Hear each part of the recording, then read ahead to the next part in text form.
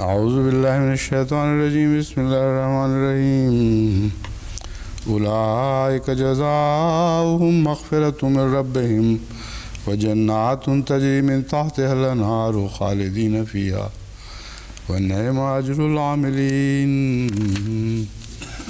قد خلت من قبلكم سنن فسيروا في الأرض فانظروا كيف كان عاقبة المكذبين هذا بيان للناس وهدى وموعظة للمتقين ولا تهنوا ولا تحزنوا وأنتم الأعلون إن كنتم مؤمنين إن يمسسكم قرح فقد مس القوم قرح مثله وتلك الأيام نداولها بين الناس وليعلم الله الذين آمنوا ويتخذ منكم شهداء والله لا يحب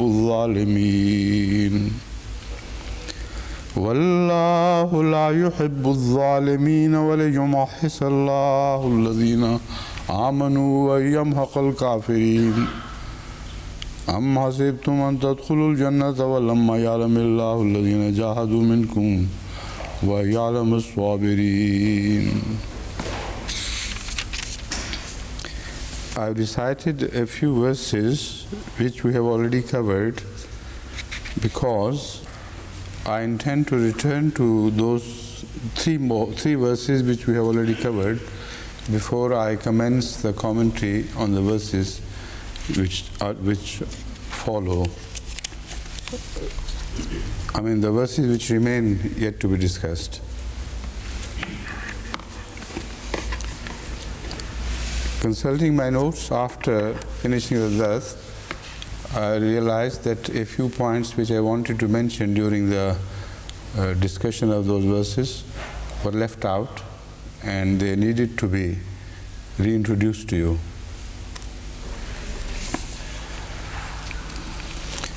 First of all, I mentioned the connection, the possible connection between the word ghafar, ghufran, etc. with the word al-ghufro, which is the kaf, the name of the kaf in Arabic. And I mentioned that it is because of the innocence of the child which makes it resemble a person who has been totally pardoned by Allah and who returns as if to his pristine innocence. In that connection, I had a hadith which I wanted to read to you, which is relevant to the issue and which also speaks of maghfirat in Ramadan. So it makes it doubly relevant. So I wanted to read it to you, which I missed, and I want you now to listen to this hadith, which is حدثني أبي أنا في شاعر قال نعم حدثني أبي. Who is this? This is from Aba Salmata ibn Abdul Rahman. Abu Salma relates that حدثني أبي, I heard from my father أن رسول الله صلى الله عليه وسلم ذكر شهر رمضان فقال شهر كتب الله عليكم صيامه وسننت لكم قيامه فمن صامه وقامه إيمانا واحتسابا خرج من ذنوبه كيوم ولدته أمه. Sunan Ibn Majah, Kitab Iqamatu Salat. He relates that I heard from my father that Hazrat Rasul Akram sallallahu alayhi wa sallam mentioning Ramadan and its benefits said, God has made this month compulsory on you to keep fasts, and I demonstrate to you how this fast should be, how the month should be, the dues of the month should be paid, how the month should be acted upon, how all that is required during the month of Ramadan should be done by Muslims.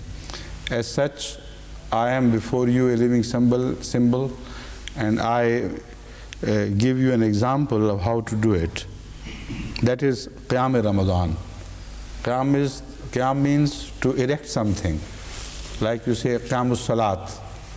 So the word apparently means erection, but it has all these meanings which I have mentioned to you. Erection in what sense? To make it deeply established and founded, and make it appear as if it is standing on its own. So when something is deeply established and rooted and has got established, that is the meaning of Qiyam. So what Hazrat Sallallahu Alaihi Wasallam is conveying to you is that how Ramadan should be performed with all the requirements which go with Ramadan, which is inherent in the worship of Ramadan. You can learn from me. And here I am demonstrating to you in entirety what you owe to Ramadan and what is due to you from Ramadan. Having said that, he says, فَمَنْ صَامَهُ وَقَامَهُ إِيمَانًا وَإِحْتِسَابًا. Whoever keeps fasts the way I have described, قَامَهُ إِيمَانًا وَإِحْتِسَابًا, with genuine faith and ihtisaban, and self-censure throughout, where I stand, what are my follies, faults, where I have failed to perform due responsibilities, etc. That is ihtisab. Akhraja min dhunubihi, he will leave his sins behind. He will walk out of his sins. Kayoma waladathu ummuhu, like the day when his mother gave birth to him.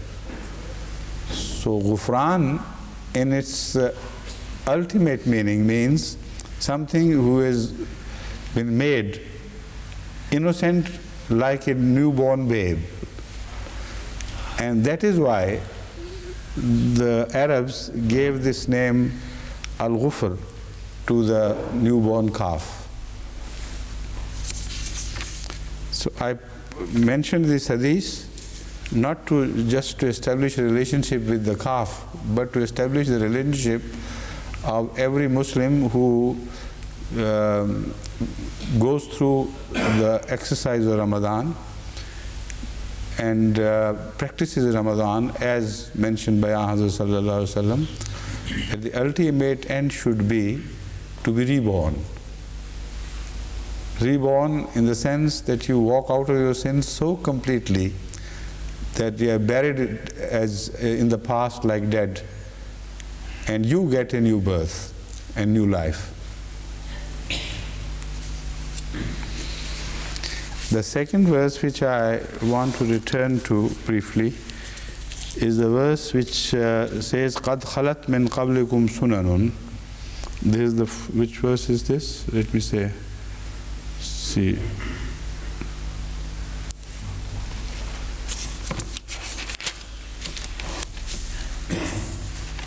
قَدْ خَلَتْ 138. قَدْ خَلَتْ مِنْ قَبْلِكُمْ سُنَنٌ فَسِيرُوا فِي الْأَرْضِ فَانْظُرُوا كَيْفَ كَانَ عَاقِبَةُ الْمُكَذِّبِينَ. I mentioned that Hazrat Muslim Maud has pointed out that this verse draws the attention of the Muslims to the importance of archaeology vis-a-vis the religious truths which are buried deep under the sands of time along the main routes, trade routes. Hazrat Muslim Maud inferred from this that the science of archaeology is what is mentioned, and the Muslims should have paid heed to this science far more than anybody else. But unfortunately, it is the Muslims alone which have not paid heed to the science of archaeology, with the result that the enemies of Islam are deeply not only interested in archaeology, but are turning it to their own benefits. whenever the question of the Quran versus archaeological finds are concerned, the question of biblical statements vis-a-vis the archaeological finds are concerned, they always give the discoveries a turn to their advantage and hide things from public view which are helpful in establishing the truth of the Quranic statements. Except for a few people here and there are few exceptions among the Christians, etc., who when come across such a discovery, archaic discovery, which throws light on the truth of the Quranic statements, do not hesitate to mention. So one of those people was an Italian scholar who first discovered the buried town of Ebla, and during the excavations, he and his team discovered a full library of tablets on which were written in a language unknown to them the history of the people, the culture, the society, the state, their relationship with the neighboring states, etc. So another Italian scholar who was a philologist, he worked on those tabloids and reinterpreted them for the modern man. This book I have not been able to find myself, although I have put people onto it. That is very important for Ahmadis to discover this original Italian work and find out what he has to say about the Quran and other things relating to the Quranic truths. But it has been briefly mentioned in another book which is entitled Ebla. And Sheikh Abdul Qadir Sahib had mentioned this book in his essay, which I mentioned to you earlier. And from that brief reference, he concluded that the civilization of Ebla and the discoveries of Ebla, of that civilization in fact, point to the Quranic truth which previously was denied by the scholars. Now this book I have got with me, and a brief cursory study of the book has revealed that this book is written very probably under Jewish sponsorship, and it is written to highlight those facts only which go to the advantage of the Jews and the Israelites in their claim to a much wider empire of the Jews in Middle East. And as far as the Quranic truths are concerned, only one mention is made, and very briefly and very gingerly. The authors don't seem to like it at all. And they also mentioned that the original authors have ultimately ceased to relate their findings to the biblical statements, while previously they used to do it. So there seems to be something deeper to be studied. So I want some Ahmadis who know Italian well to come into contact with the authors and find more about the lost or rediscovered civilization of Ebla and what the tabloids have to tell us about the past. Let me first introduce Ebla to you. What does the word mean and what it stands for? In the interwar years, archaeologists working on sites in the Near East kept stumbling upon references to a city of Ebla, which it was suggested was a major center of civilization going back to the 3rd millennium BC. That is between 2000 and 3000 years before Christ. So they kept on stumbling upon references to a city which was no more, of which they had no knowledge where it existed and whether it was a mythical city or legendary or actually it existed.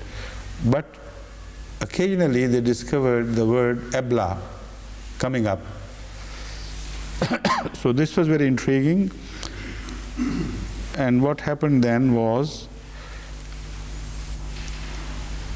but there was no clear indication as to its actual location. Paulo Matthiai, this is the scholar who is the founder of this discovery and the works which followed. A young graduate in Near Eastern Studies was convinced from his research that it was in northern Syria, and the chance discovery of a Bronze Age urn in a field near Aleppo confirmed his belief. In 1964, he brought together a team of archaeologists and technicians to test his theories, and finally, in 1968, they came upon an inscription confirming that this was indeed Ebla. Further excavations revealed that it was a city of considerable size and affluence. The character of its society and its place, history, were all subjects of speculations until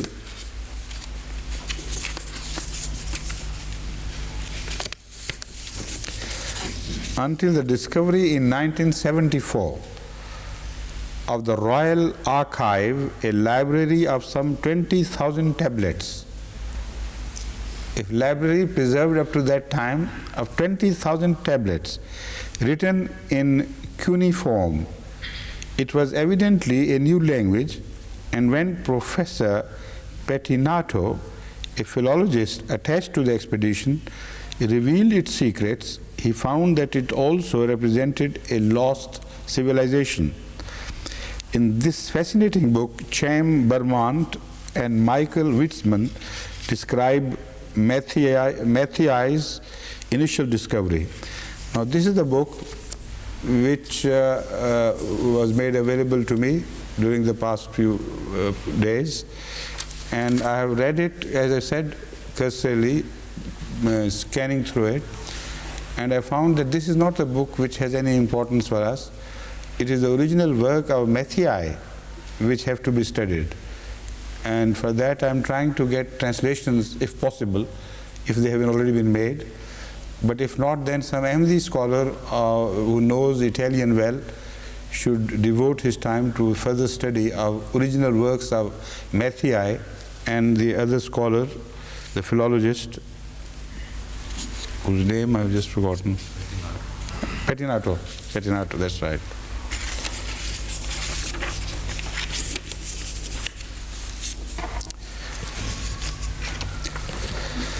Now, as I told you, I have a strong impression that the writing of this book, Ebla, was sponsored and encouraged and maybe financed by some Jewish groups or wealthy people individually or as a group, or maybe by the Israelite government, because they are very cunning and brief references to things which enkindle hopes and give birth to the ideas of expansionism to the present state of Israel. One such passage I read from this book, which will indicate how these people work to their advantage, whatever comes their way by way of discoveries, and suppress the truth whenever and wherever it's possible for them to do so. It says, it is possible, perhaps even likely, that some Jewish individuals or groups might be tempted to use the Ebla tablets to further their belief that Israel was once an empire and must be an empire again. And some Christian fundamentalists have pointed with quivering fingers to Genesis 15:18 and the promise, "Unto thy seed have I given this land from the river of Egypt unto the great river, the river Euphrates. But no responsible Jew has suggested they establish a Jewish claim to Syria. Now, how cunningly hints are dropped that if so far no responsible Jew has done it, why not go ahead and do it? But this is an established fact that this is the ultimate goal, and I mentioned it during my sermons on Gulf War, that they will go for a wider expansion, greater Israel after this. Although their claim to this wider empire through the discovery of Abla is nonsensical. There is no proof whatsoever in the discoveries of Abla that they were Jewish people who occupied this land. The only remote connection between Abla and the Jewish and the Israelites later on is that Ur may be situated somewhere there. And the Ur, the birthplace of Hazrat Abraham alayhi salatu wasalam. Apart from that, Abla people were the common ancestors of all the Semitic races, including Arabs. So the question of religion or question of a confrontation between Muslim Arabs and the non-Muslim Semites, the Jews, is not even remotely connected to the discovery of Abla.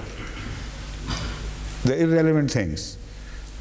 Common ancestors of people which comprise the Israelites as well as the Arabs, the Jewish Semites and the non-Jewish Semites. That is all that could be inferred from this. But as I have suggested, the Muslims just are totally disinterested in such scientific discoveries to which the Quran had pointed out 1400 years ago. It would be useful for you. You must study yourself and find out what the history has preserved for you as evidence of truth of the Quran. Where is that reference which I asked you to? Huh? This one?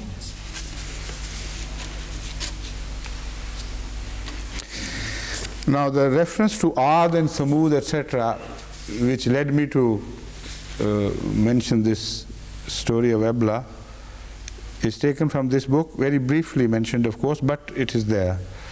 The discovery of a vast palace archive at Tel Mardikh Abla in 1975 caused a stir which reverberated well beyond the academic community and which reverberates still.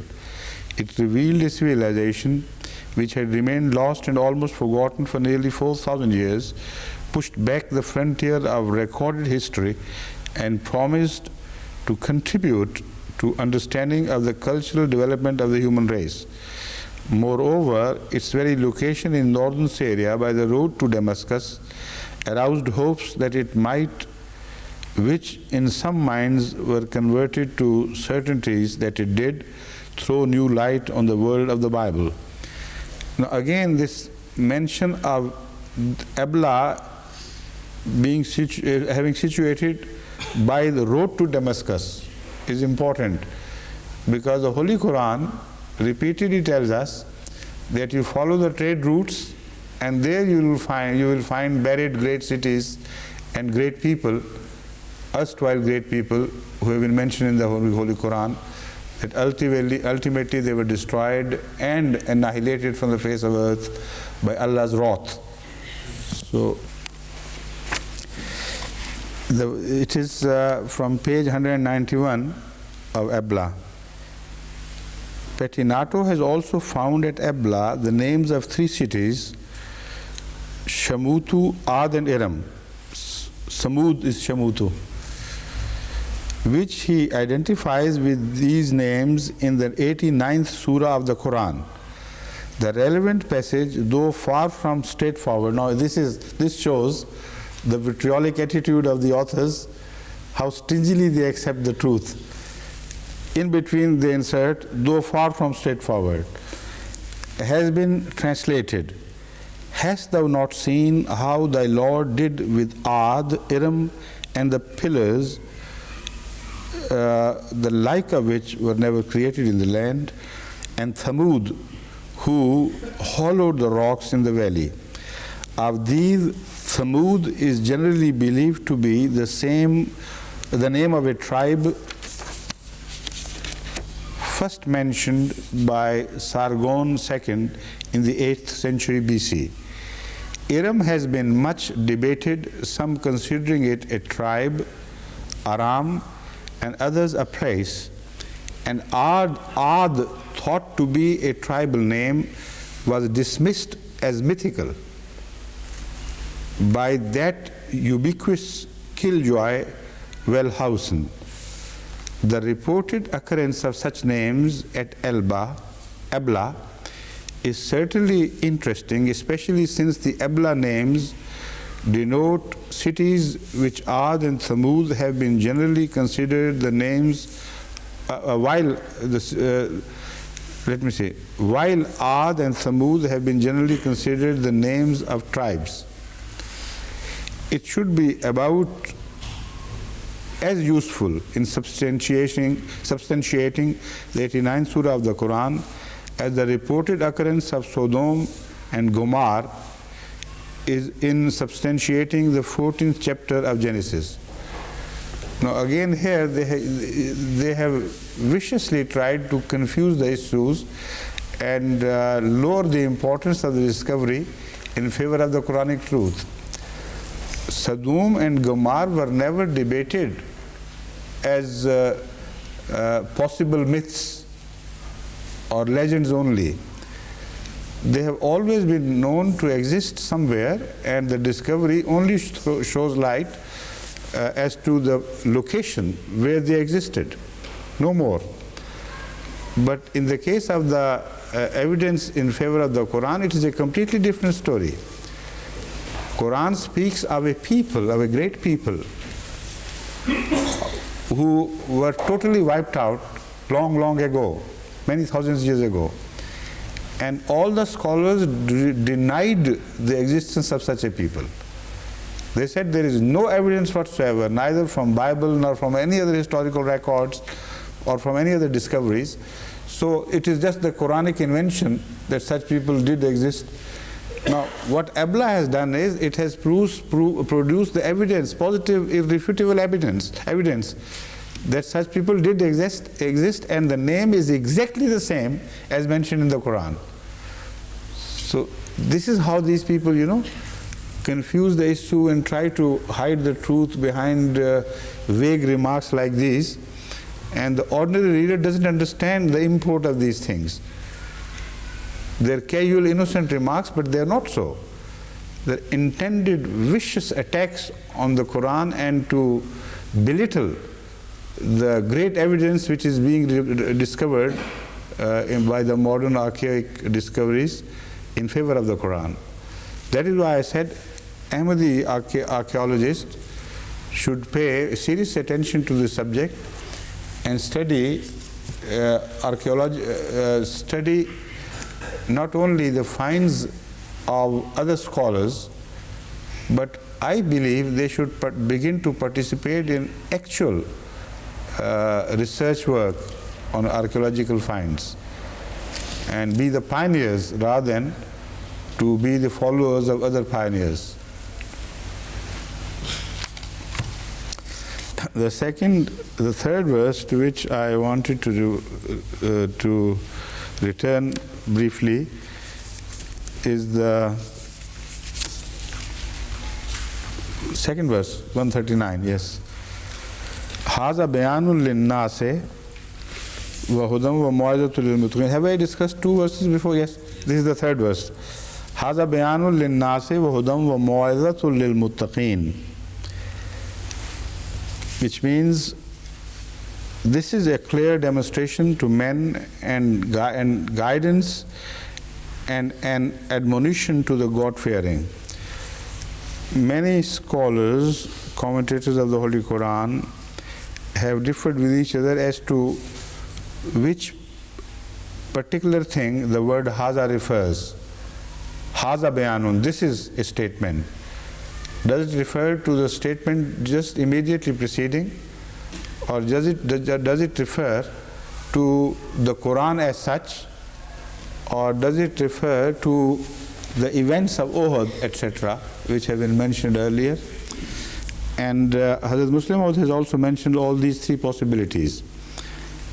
I am personally very strongly inclined to believe that it refers to the previous verse, in particular, the verse which we have just discussed. قَدْ خَلَتْ مِنْ قَبْلِكُمْ سُنَنٌ فَسِيرُوا فِي الْأَرْضِ. And immediately following this is the verse هَذَا بَيَانٌ لِلنَّاسِ بُهُدًا. The verse which relates to the archaeological finds or the rich possibilities of discovering evidence in the favor of the Quran from archaeological finds. This is, I believe, directly related to this previous verse. Haza relates to that. Because the verse is broken in two parts. Number one, it says, Haza bayanul linnase. This is a statement of facts for the people in general, for the mankind, and nas, for the mankind in general. Wahudam wa mu'azatul lil muttaqin. And source of guidance and admonition only for the God-fearing. So it's not one single statement. It's broken in two parts. It says that if archaeologists work on the sites which have been briefly and generally mentioned in the Quran, they will discover many things, but they will not be guided. They will not take their lessons from history. The whole exercise will be futile and go to waste. It is just a statement for them. They can follow the paths and discover the lost civilizations, but to no avail. But if the believers do that, to them that will be a source of guidance and admonition, and provide them with an opportunity to draw lessons from the history of the old ancient people. So I think this directly relates to it, and it reads sense if you relate them directly with each other. Now the verses which we have not yet touched, starting from 140. وَلَا تَهِنُوا وَلَا تَحْزَنُوا وَأَنْتُمُ الْأَعْلَوْنَ إِن كُنْتُم مُؤْمِنِينَ. Slacken not, nor grieve, and you shall certainly have the upper hand if you are true believers. Hazrat Ibn Abbas relates that this verse is applicable to Uhud, and it is the Battle of Uhud which is being referred to in this. And because of the temporary setback in the Uhud, there was every danger that Muslims will begin to lose hope or in their message, or weaken in somehow, psychologically, adversely affected, and so on. So this verse is to pip them up and to give them new blood and new blood transfusion of energy.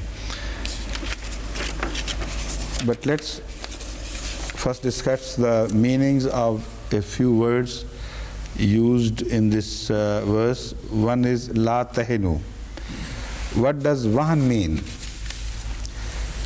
Wahana Yahenu Wahanan means weakness, debility in the body or in the work, or also in resolution. So the word Wahan applies to all these three human activities of mind, heart, and body.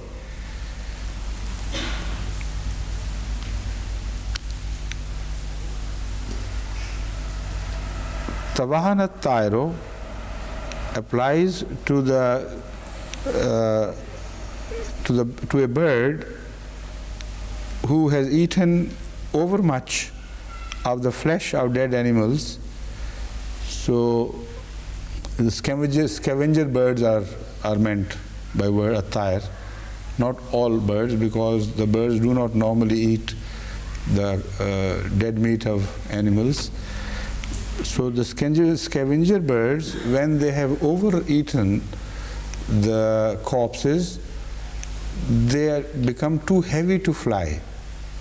So that weakness is not from outside, but it grows from within.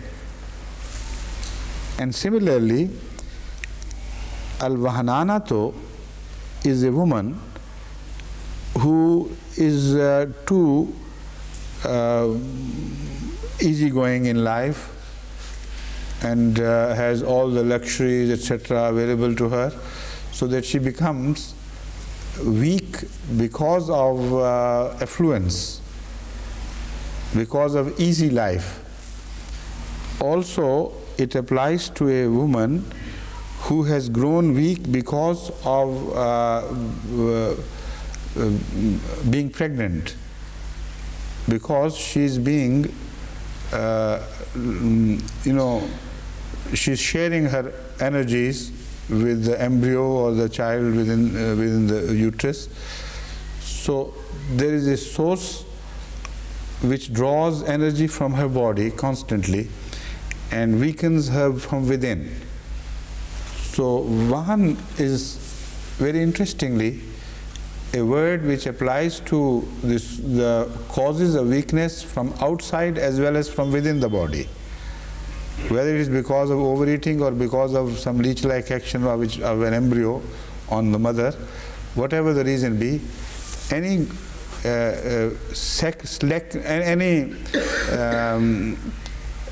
weakening and debilitating action which comes from without or within the body is referred to as Vahan. So La Tahinu would mean that do not slacken, do not weaken, do not give up hope by any factors, outer factors or factors which grow from within you. So slackening of faith may also be caused by suspicious, by suspicions about the validity of the message itself, about the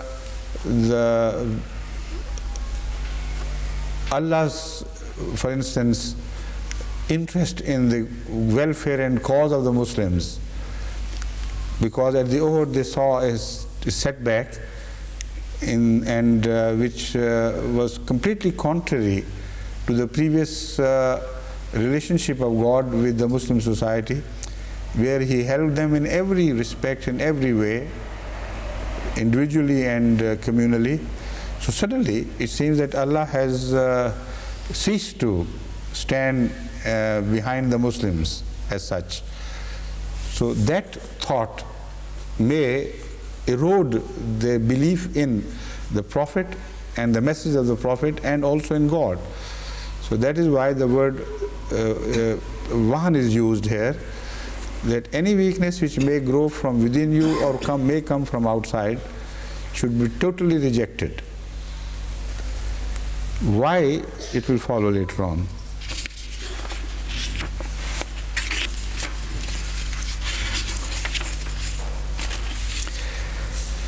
Huzn is used, and the word huzn is used or word hazan is used. They are two different inflections of the same infinitive. In fact, the same three letters used to indicate sorrow of some sort. You know huzn, mahzoon, somebody who is sad and dejected. But in Arabic, this three-lettered word takes form of two different infinitives. One infinitive is huzn and one infinitive is hazan, and they have two different connotations. While I studied the Arabic dictionaries and also the commentaries of the Quran on this verse, I was surprised to find that most of the scholars, in almost all the scholars, are agreed that there is no difference between the two. They indicate the same thing. Whether the infinitive is hazan or the infinitive is huzn, it's one and the same thing. It doesn't make any difference. But I could not believe in this, because I know when the Quran uses a certain infinitive in one place and another infinitive in another, and is consistent in the use of certain infinitives, although they are made of the same three-letter source, there has to be some reason. So by studying the verses used, I have discovered something which I must share with you, which is very interesting. The word hazan is applicable to such sorrow or grief which keeps nagging you and about the future, not only about the past injury which you have received, but something which may happen in the future. So where you remain worrying about what may happen in the future, that worry, when there is a touch of sadness about that worry, is called hazan. And huzn is related mostly to the past. Sometimes it relates also to the past plus some future. But as I have studied all the verses carrying the words huzn and hazan, I have come to discover that hazan is something relating to future. There is no doubt about it. And huzn mostly has nothing to do with future. It has only to do with the past. And huzn also, in some such situations where future has to play a little role, is used to indicate past sorrow and grief at a side, some loss, plus some little worries about the future as well. Now I can quote some verses to further demonstrate the difference to you. Hazana yahzunu huznan means somebody grieved or was saddened or will sadden and will come to grief or suffer from grief. Huznan, huznan is the infinitive, the one which relates to the past. Surah Al-Imran verse 177 says, وَلَا يَحْزُنْكَ الَّذِينَ يُسَارِعُونَ فِي الْكُفْرِ إِنَّهُمْ لَنْ يَضُرُّوا اللَّهَ شَيْئًا يُرِيدُ اللَّهُ أَلَّا يَجْعَلَ لَهُمْ حَظًّا فِي الْآخِرَةِ وَلَهُمْ عَذَابٌ عَظِيمٌ. وَلَا يَحْزُنْكَ الَّذِينَ يُسَارِعُونَ فِي الْكُفْرِ. It means it should not bring any grief to you those who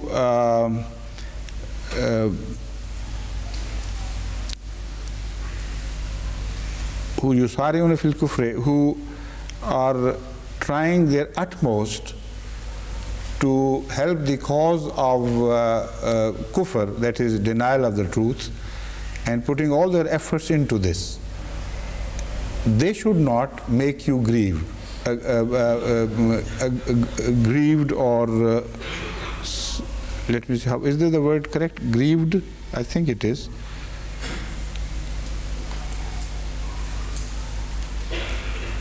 Let's say they should not grieve thee. What is the point of grief in this? The fact is that those who are the leaders of rejection of truth, they are bound to go to hell. And hell is the ultimate promise of God to them, that they will end up in hell. So here the grief is not about any future harm which may do to Islam. It is about their fate. They are already doomed. And this meaning is further supported by لَعَلَّكَ بَاخِعٌ نَفْسَكَ عَلَىٰ أَلَّا يَكُونُوا مُؤْمِنِينَ. Will you grieve yourself to death for the sake of those people who are doomed to destruction ultimately? So this grief of Hazrat Sallallahu Alaihi Wasallam, which is mentioned here, relates to the fate of those who are described as leaders of denial, who put in all their efforts to destroy truth. So the grief is not about the future, because the future here is already guaranteed to be free from any harm which may come from them. لَن يُزُرُّ اللَّهَ شَيْئًا. O Prophet, you know that it's impossible for them to injure the cause of God. They will not be able to do it. So here huzn relates to something which is lost, which is past, which can't be retrieved. It is not regarding the future of Islam that Muhammad is told not to be grieved about. Then when they insulted Hazrat Muhammad Rasulullah sallallahu alaihi wasallam, the Holy Quran says, وَلَا يَحْزُنْكَ قَوْلُهُمْ إِنَّ الْعِزَّةَ لِلَّهِ جَمِيعًا. This grief of Muhammad sallallahu alaihi wasallam was not about any loss of respect in future, because he was, when he was just one by himself alone, even then he did not care what others thought about him. But the language was so dirty, filthy and injuring and hurting that it was the grief which may have been caused by that cruel language which is being mentioned here in the Quran. That, O Prophet of God, don't grieve about what they say. That is not in relation to future, but only in relation to past.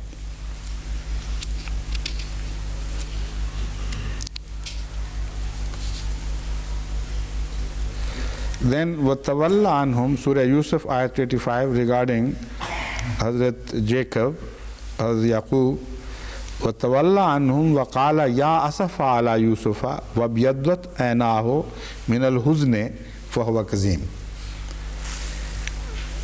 And he turned away from them and said, "O my grief for Joseph." And his eyes were filled with tears because of grief, and he was suppressing his sorrow. Now here, it was not his fear for the future of Hazrat Yusuf alayhi salam, because other verses positively declare that God had told him already about the ultimate victory of Joseph over his brothers, and the great status to which Allah would raise him in future. So the grief was not at all about the future. The grief was about what harm had already been done to the son. The suffering of the son is what kept him deeply hurt and worried, not the future. So in all these cases, huzn is applicable to the past.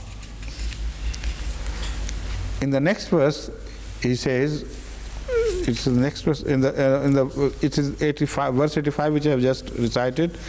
In verse 87, taking up the same issue, the Holy Quran reveals, قَالَ إِنَّمَا أَشْكُو بَثِّي وَحُزُنِي إِلَى اللَّهِ وَأَعْلَمُ مِنَ اللَّهِ مَا لَا تَعْلَمُونَ. It clarifies the matter absolutely now. There is no doubt left. Hazrat Yaqub said, إِنَّمَا أَشْكُو بَثِّي وَحُزُنِي إِلَى اللَّهِ. I shed my tears of grief before my God,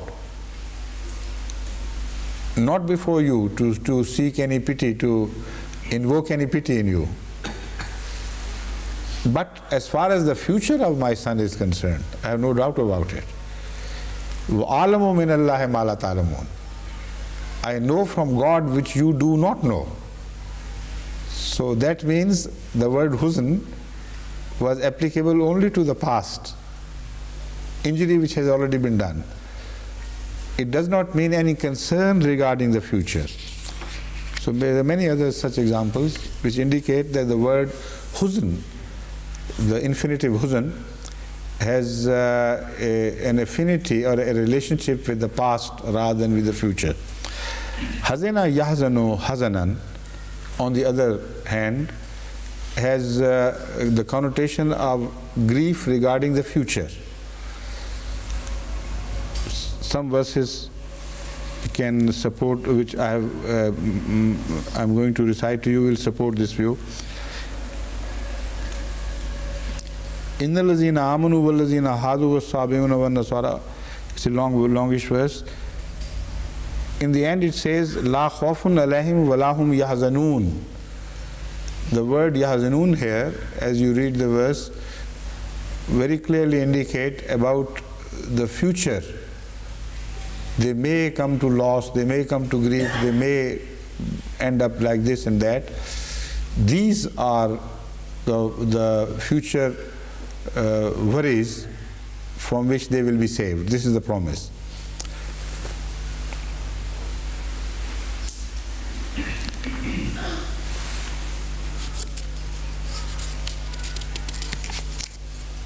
Then Hazrat sallallahu alaihi wasallam, addressing Hazrat Abu Bakr, says, the Holy Quran, according to the Holy Quran, is yaqulu li sahibihi la tahzan inna Allah ma'ana. And remember the time when the Holy Prophet, addressing Hazrat Abu Bakr, his companion, said, La tahzan inna Allah ma'ana. Don't grieve, God is with us.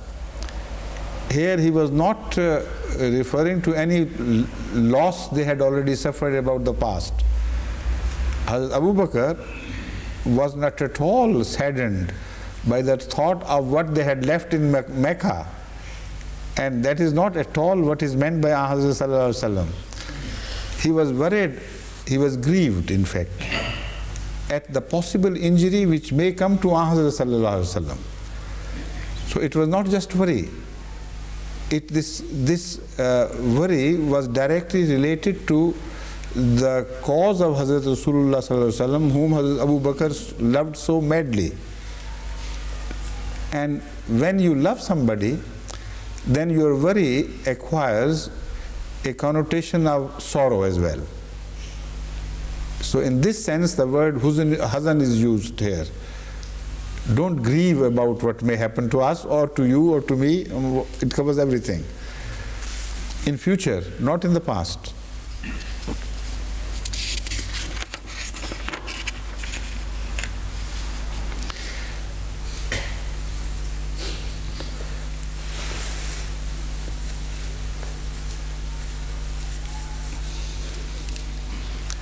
So when you lose hope about the future completely, then the word hazan is used.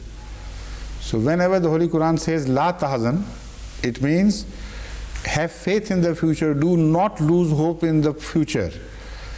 But when you have lost hope in the future, there is no possibility of getting out of a difficult situation, then the word hazan is used, not huzn, because hazan applies to the future.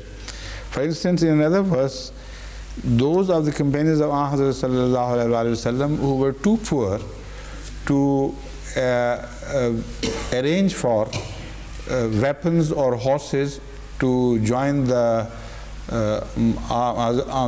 expedition which Hazrat sallallahu alaihi wasallam was preparing to be sent to the north. You remember that their state of mind and grief is mentioned in the Holy Quran, that when they came to offer their lives, please Rasulullah, include us in that expedition, and he refused to take them because he had no horse, no means to take them to that expedition. They returned in a state of hazan. Hazan about the future, in fact, that they have no hope in future left. There is no way in which they could still join this expedition. So hazanan is about their loss regarding their future, connected with their future. Other Muslims will be joining the army and receiving the blessings of Allah manifolds by becoming victorious or becoming martyrs, and they would be completely deprived of this opportunity. So this hazan relates not to the past but to the future. Wasbir wa ma sabruka illa billahi wa la tahzan alayhim wa la taku fi dhaiqin mimma yamkurun.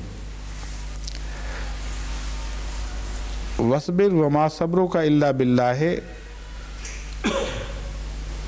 wa la tahzan alayhim wa la taku fi dhaiqin mimma yamkurun. here the Holy Quran uses the word tahzan apparently in relation to past, but it is in relation to the future as well. Because immediately, وَلَا تَكُ فِي ضَيْقٍ مِمَّا يَمْكُرُونَ clarifies the issue.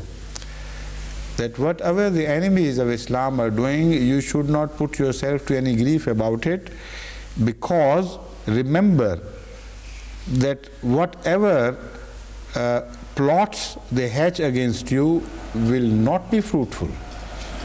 God will see to it that they are frustrated. So you have no cause to have any grief regarding the future harm which may come the Muslims' way. So there are other examples, many a verse I have collected to indicate that hazan is regarding the future mainly. فَلَا خَوْفٌ عَلَيْهِمْ وَلَا هُمْ يَحْزَنُونَ. There is no fear and they are not grieved about their future.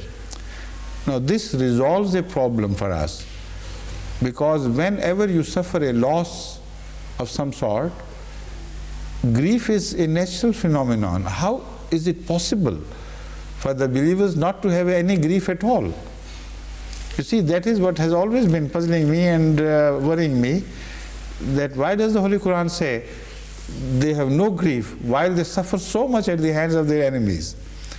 And they do grieve, because in many ways, Hazrat Sallallahu Alaihi Wasallam also shed tears over his lost companions and lovers and servants and those whom he loved. So grief about the past is a natural phenomenon. Where the Holy Quran says do not do this, it has to have some relation with the future. So la khawfun alayhim wa la hum tahzanun now further clarifies the issue that the angels descend on them and tell them that regarding your future you must not worry. Whatever you may have suffered, God is going to ultimately give you success and grant you bounties which are unheard of before. And we will remain with you. Do not worry about your future. That is the meaning of huzn. And khawf means fear of the enemy in the present.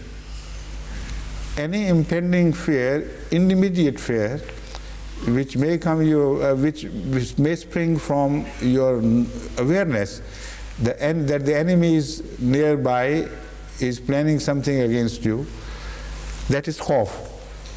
So the Holy Quran says the angels descend on the people who are steadfast, who believe in God, and tell them they should not have any cause of fear.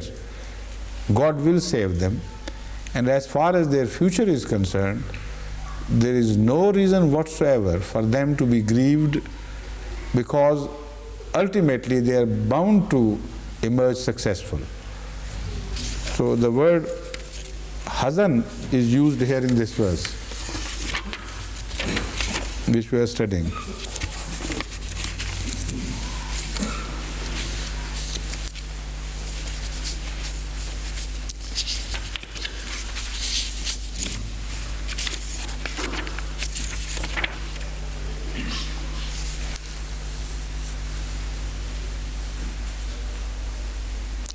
Hazrat Imam Razi has also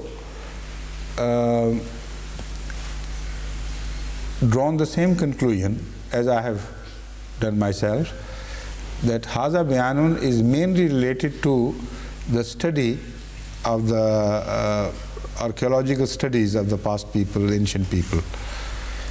He says, under verse 140, the first two verses, Qad khalat min qablikum sunanun and Haza Bayanun, are in fact an introduction to the verse which is now under study, that is 141, which means that when you study the history of the ancient people, you will find out, you will discover yourself that they have had temporary gains over the believers and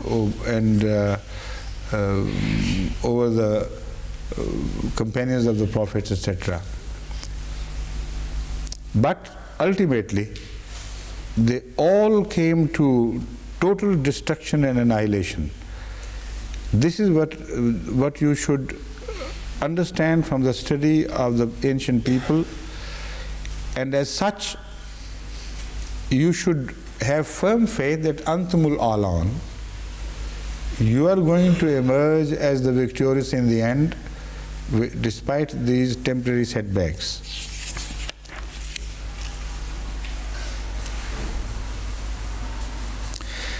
Most of the scholars, even Allama Razi, have got unduly involved, I believe, in the comparison between the losses of Muslims, of Kuffar in Badr, and losses of Muslims in Uhud. And both, all the scholars, almost, I think, all the scholars I have read, get themselves too deeply and unduly involved in this comparison.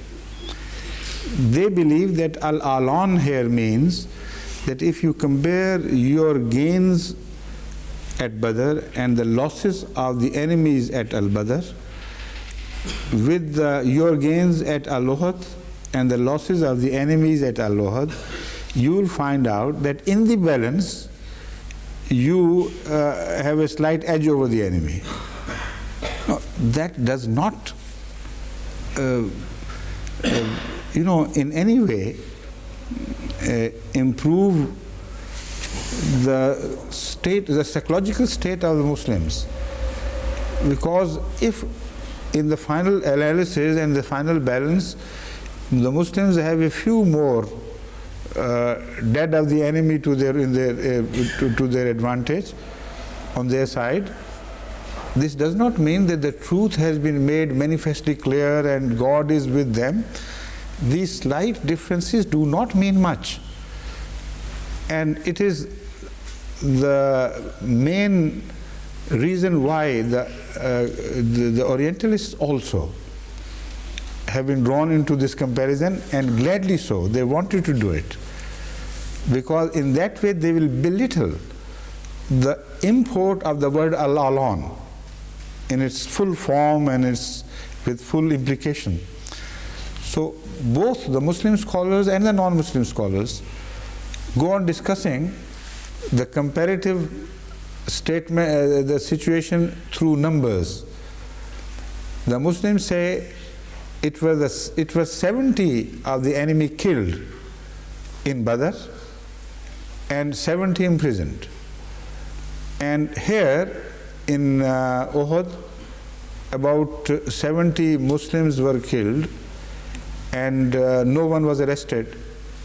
So al-alan means 70 against 70 dead, and what you have in the balance left to you is no prisoners. Now this is too small a thing to exult about. I don't believe at all this is what the Holy Quran means. But then the non-Muslim scholars go on further damaging let me say, not damaging, further diminishing the comparison in favor of the Muslims by pointing out that according to some other sources, the dead of the enemy at Badr were not 70, were about 50. Montgomery Watt, for instance, begins with that number and ultimately also quotes 70, but apparently he prefers the number 50. And almost all other Orientalist scholars prefer the lower number quoted in history and say that if anything is left in the balance, it is very doubtful. Perhaps the number of the Muslim dead is greater than the enemies. So how could you describe that situation under the word al-alan? Allah means the one who is excelled and who is above everything. He is beyond a shadow of doubt, superior and sublime. And the word Ali means the one who is supreme and who is powerful and high. And also Subhana Rabbi al-Ala is from the same word alon. God who is supreme, the loftiest, the highest, beyond every concept of sublimity that you may have. So how could you say al-alon means this small comparison of numbers? So I totally reject that tendency to compare the number of the dead of the Badr with the number of the dead of the Uhud and the prisoners, etc. Al-Alon has a very simple, clear, categorical message that you are bound to emerge victorious. Nothing can change this fate. Sunnatullah is referred to. It is Allah's unchangeable way, Allah's unchangeable decree which you study in the history. And this decree can be witnessed by the study of the archaeological finds. If you travel along the trade routes, then you will come upon such people who in the past have done that before. And another interesting statement which is made elsewhere in the Quran about these people is that aksurahumul mushrikun, that most of them are idolaters. So when I used to study before, especially noticing this statement, the history as revealed through the mirror of archaeology, I was always worried about these people. They were not those who, there was no apparent evidence of monotheists. Whether you go to the archaeological finds of North America or South America or elsewhere in the world, you find they are idolaters. You find statues buried and temples erected in the name of imaginary gods. So the Holy Quran says exactly this, and that shows the reason of their destruction and annihilation. Most of the people of the past who have been annihilated completely and whose remains are preserved under the debris of time, the sand and dust which has gradually settled over them, will be discovered to be idolaters. So when Allah says that idolatry is something which He wouldn't forgive, this further supports it, that most of the people who were destroyed were idolaters, and that is how it had to be. Then the Holy Quran says elsewhere, Inna jundana lahumul ghalibun, kataballahu la'aghlibanna ana wa rusuli. All this supports the meaning which I have just mentioned about Al-Alon, that the end product is what is being mentioned, not temporary skirmishes.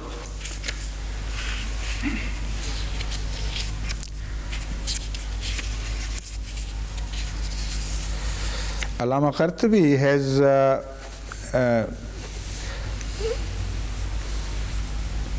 has discovered, has presented a completely new angle of understanding of the word Al-Alon. And he says that it refers to the future skirmishes and combats between Muslims and non-Muslims from the time of Uhud onwards. So it says Antumul Alan means that from now on in future you will always be victorious whenever you confront the enemy or the enemy confronts you. So he says that if you study the history of what happened after Uhud, you will not find a single incident where the Muslims were even apparently defeated. But I don't think he's right there, because at Jang-e-Hunain we also witnessed another reversal, a temporary reversal like Jang-e-Uhud. And to say that this was a promise for the future about every skirmish is wrong, because the Holy Quran clearly mentions a sunnah, God's sunnah. And God's sunnah, as I have already made it clear to you, reveals to us that temporary setbacks are possible, they may happen in the case of the truth and the followers of truth. But the ultimate end product is always in favor of the true people, and as in that you will find no exception whatsoever. So let us stick to this positive truth, and let's not get involved into a detailed debate of what happened after this Uhud. In many skirmishes after Uhud, I remember, not many but a few at least, there was a semblance of defeat or setback, definitely, which was suffered by the Muslims, but that is not what is meant here.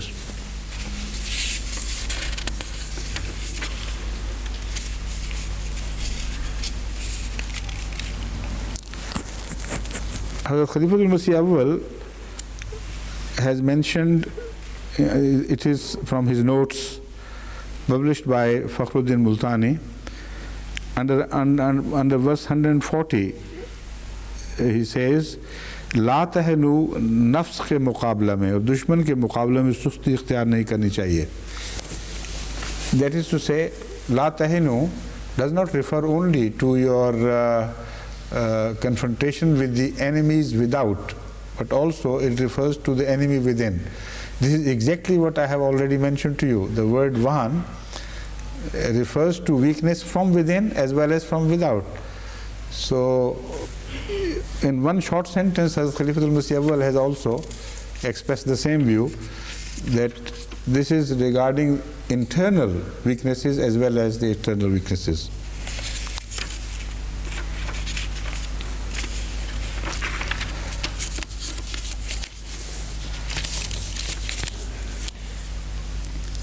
But another thing which has been overmuch unnecessarily enlarged and placed out of context is the fact that the Muslims needed such a boost and they were showing weakness. I have studied the history of Uhud very keenly and very minutely, and I have found no sign whatsoever of weakening and slackening among the followers of Hazrat Rasulullah sallallahu alaihi wasallam who participated in Uhud. So I personally believe that either this verse, this admonition is addressed to the people of the future who would study the history of Uhud and may draw wrong conclusion, or to the weak who were left behind, probably the latter. There were a portion of the Muslims who did not participate in Jang-e Uhud. Some of them were positively munafiqeen, hypocrites. Some of them were not hypocrites of that order, which have also been mentioned in the Holy Quran, that they may be forgiven. And some were just weak.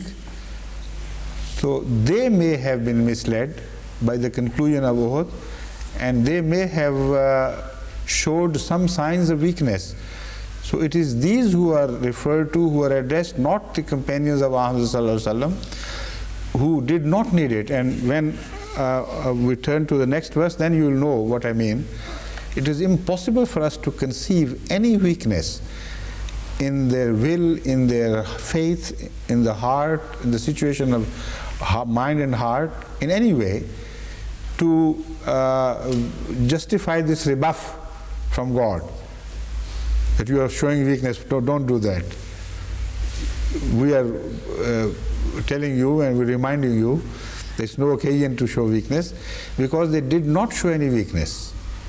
But to that we'll turn later.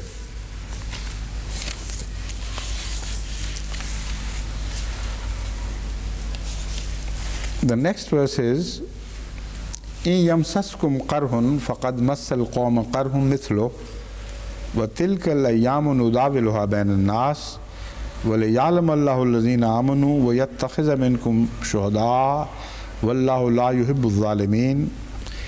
If you have received an injury, surely the disbelieving people have already received a similar injury. And such days we cause to alternate among men that they may be admonished and that Allah may cause to be distinguished. Allah may cause to be distinguished those who believe and may take witnesses from among you. And Allah loves not the unjust. Verse 141. Before a detailed study of this verse, let's first turn to certain important words which have been used here. Qarhan, qarha or qarhun, qaraha wa qarraha means both are intransitive words, which means to injure somebody, to inflict injury on someone. Al-qarho wal-qurho both mean injury or some maybe which is caused either from outside, infliction by some weapon, or injury, not injury exactly, but eruptions of some sort, some sores, etc. They are also referred to under the word qarha. Qariha fulanun may mean both, which means somebody has a wound, a longish, a sort of chronic wound, which may have been caused by a weapon, or which may have been just a physiological phenomenon from within. So some disease may have caused it. In both cases, the word qarha is applicable. So it is also, that means wound from outside or from within. Both are covered by word qarha. Al-qarhatu, a chronic sore which does not respond to treatment. Qariha jilduhu, if somebody's skin shows pimples and wounds and sores of various sorts, a diseased state of the skin is referred to as qariha jilduhu.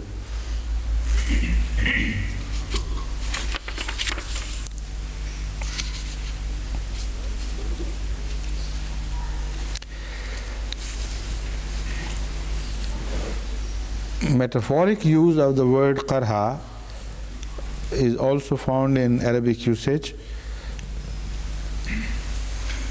If you tread a path so much that you find the marks of treading permanently engraved on the surface, and gradually, not a path but any place by which a path is created because of people walking over it, that process is called qarha. You keep on injuring something repeatedly until it becomes a chronic sore or a chronic impression. So that is how ulcers are born. If you constantly let your stomach acids injure the inner surfaces, that is and the mucous membranes of the stomach, then after a while you cause a chronic sore, and that is referred to by the word qarha, and the same process is metaphorically used for the creation of paths by extensive usage of people of that area.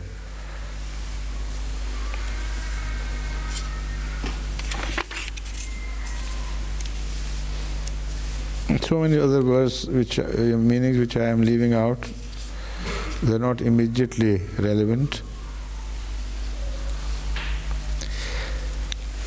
When it also indicates the teething process of children. قرحت سن الصغير. That means that a child is just ready to throw out teeth, to grow teeth. Because in the beginning it causes a sort of wound and an opening and inflammation, and that is what is referred to by the word qaraha.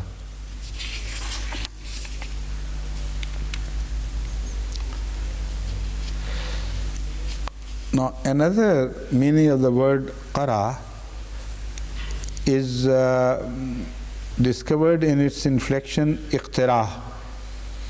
In the major iftial, it acquires the meaning of digging something out, discovering something, inventing something new which was previously unknown. So if anybody does it without help from outside, on his own, he is the pioneer inventor of something, then the process of invention is referred to as iqtaraha al-amra. Iqtaraha al-kalama irtijalan, that is to say, extempore speech which brings out something new which has not been previously mentioned, and suddenly he comes out with some. That is a sort of invention as well. Al-qaraho also is applicable to everything which is pure, and it is a property of water, qarah, which means pure water. So why is it called pure? Because something which is new and untouched by other things. Qaraha means invention which has not been held by any other elements and outside influences.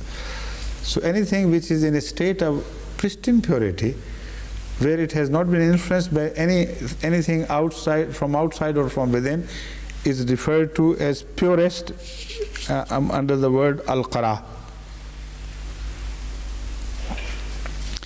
This is why the rainwater is also referred to as qarihus sahaba, which means purest water.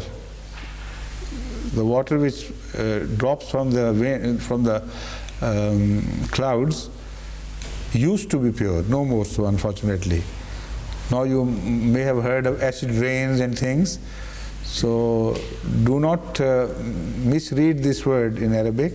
This is applicable only to the state of time, of age, when rainwater used to be pure, no more, unfortunately. So you will not hear of any qarihus sahaba anymore, unfortunately.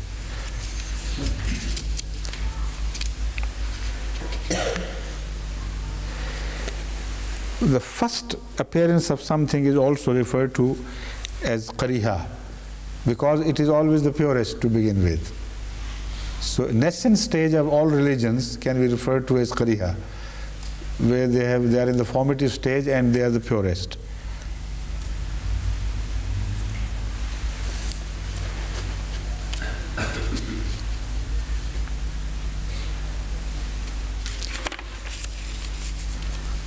Dala yadulo dulatan, dolatam wa dolan.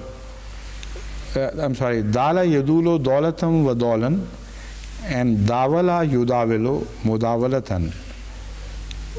Also dulatun is its infinitive. Dola wa dulatan, both are infinitives. Already, I think it's time for us to stop. I'm sorry I didn't refer to the watch earlier. So to begin with, I thought an hour and a half would be quite enough. But when we come to the close, then we realize that it is not enough.